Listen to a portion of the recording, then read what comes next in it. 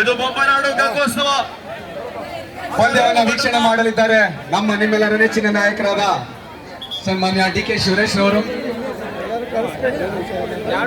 ಒನಲು ಬೆಳಕಿನ ಈ ಒಂದು ಸುಂದರ ಸುಮಧುರ ಒಂದು ಪಂದ್ಯವನ್ನ ವೀಕ್ಷಣೆ ಮಾಡಲಿಕ್ಕೆ ಆಗಮಿಸಿದ್ದಾರೆ. ಹಾಗೂ ಈ ಗಂಗೋತ್ಸವ ಸಮಿತಿಯ ಉಸ್ತುವಾರಿಗಳಾದ ಸನ್ಮಾನ್ಯ ಡಿ.ಎಂ. ವಿಶ್ವನಾಥ್ ರವರು ಕೂಡ ಈ ಒಂದು ಸಭೆಗೆ ಆಗಮಿಸಿದ್ದಾರೆ. ದಯವಿಟ್ಟು ಸಂಪೂರ್ಣ ಪಂದ್ಯವನ್ನು ವೀಕ್ಷಣೆ ಮಾಡಲಿಕ್ಕೆ ಅವಕಾಶ ಮಾಡಿಕೊಡಬೇಕು.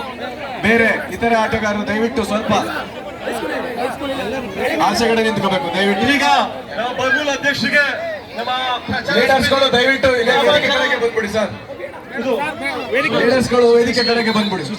ನಮ್ಮ ಅಂಕಣದಲ್ಲಿರುವ ಎಲ್ಲಾ ಪ್ಲೇಯರ್ಸ್ಗಳು ಮತ್ತೆ ನಮ್ಮ ಲೀಡರ್ಸ್ಗಳು ದಯವಿಟ್ಟು ವೇದಿಕೆ ಮೇಲೆ ಬನ್ನಿ. ಇಲ್ಲಿ ಆಡ್ಲಿಕ್ಕೆ ಸ್ವಲ್ಪ ಜಾಗ ಕೊಡಿ.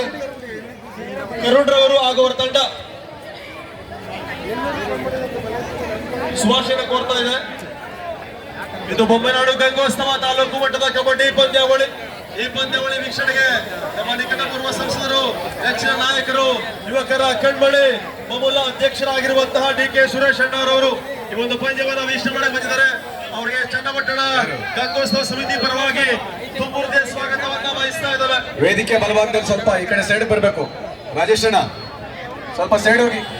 ಅಲ್ಲಿ ಅಂಪೇರ್ಸ್ ಕೂತಿದ್ದಾರೆ, ಸ್ವಲ್ಪ ಸೈಡ್ ಹೋಗಿ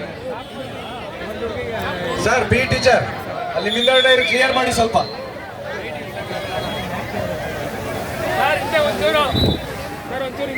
ಒಂದು ವೇಳೆ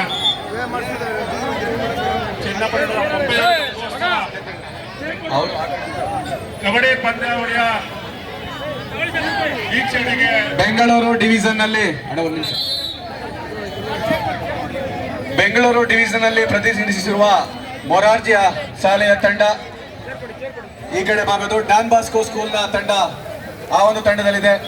ಉತ್ತಮ ಆಟಗಾರರು ಅಂತಾನೆ ಹೇಳ್ಬೋದು.